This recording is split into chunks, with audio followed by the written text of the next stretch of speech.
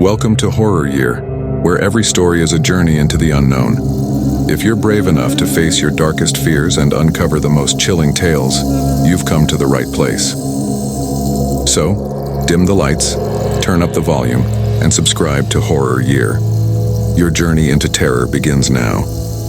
I was surrounded by forgotten locations 8 years ago in the middle of a sleepy mountain town.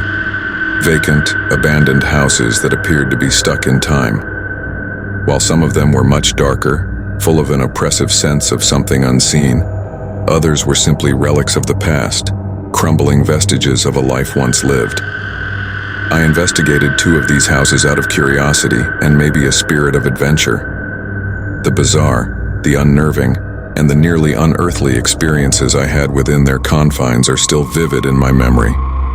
Remember this: not every house here is actually abandoned as you follow me through these doors. I was living in a mountain town around 8 years ago, and there were a lot of empty and abandoned houses there. I have been to 2 of these houses myself. To be honest, I was afraid of the first one. There were a few additional houses strewn along the stone path that led to it. It was less than a mile from where we lived, but my boyfriend and I still drove there. That lot probably had 8 inches of snow on it after a heavy snowfall. The house had a lengthy driveway and was set back from the street. The first oddity was that the driveway was just lined on both sides with appliances, stoves, washers, dryers, and refrigerators. The home itself was large and split level. When entering via the front entrance, one could descend a short flight of stairs to reach the lower level, or climb a short flight to reach the main space. We moved to the side because there were no steps to the front door. The snow was blowing inside the door, which had already been kicked in. The house had been gutted out. We entered, and the hallway was lined on both sides with those really tall Jesus candles you can get from places like the dollar store. There had to be close to 100 in total. We ascended the stairs to the front door, proceeded up the other steps, and came to a stop in front of a door at the top of the steps, which was located a little to the right of the kitchen. We were unable to see inside the chamber because of the thick, heavy plastic that was serving as the door. We opted to investigate, so we moved the plastic to allow us to inside. There was a tiny folding table in the center of the room, along with a single chair, a plate, a fork, a spoon, and a cup that had fallen over. The room had an oppressive weight to it, as though the person in there, or the person before them, had committed suicide there, although there were no indications of it. The room was empty of any further furniture. The closet door was slightly ajar, but something was moving behind it. We opened the door, thinking it was an animal or something, and saw nothing but a black top hat on a hook. The heaviness of the air was starting to get to me, and I was getting increasingly anxious.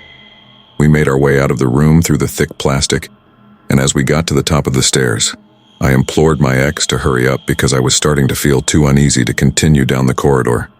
I felt a powerful gust of air blast past me and down the stairs, nearly toppling me, as he was maybe 10 steps down the hall when the plastic from the doorway flew open.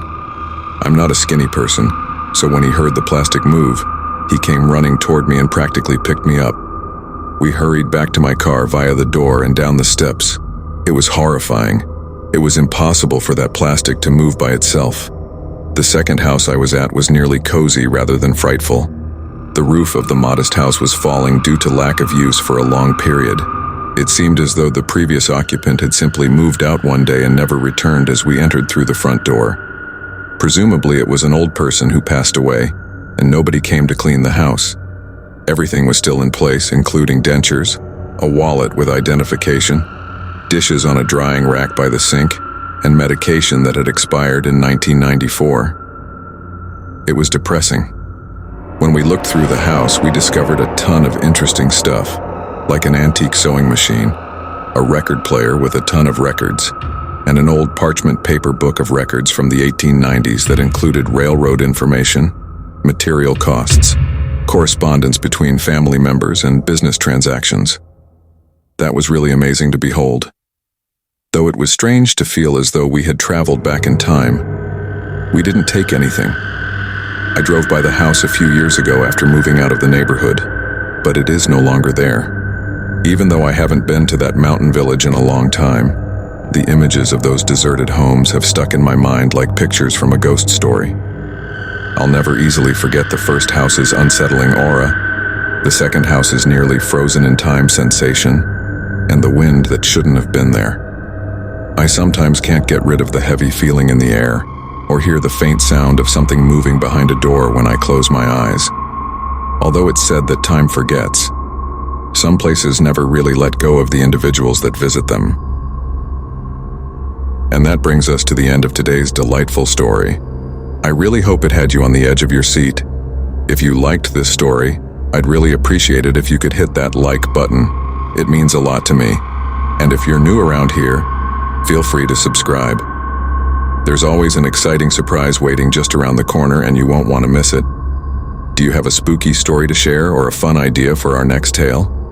Feel free to share in the comments below. I'm really curious to know what gives you the creeps the most. And as always, take care, keep exploring. And remember, sometimes the most chilling tales are the ones left untold. Catch you in the next one, if you're up for it.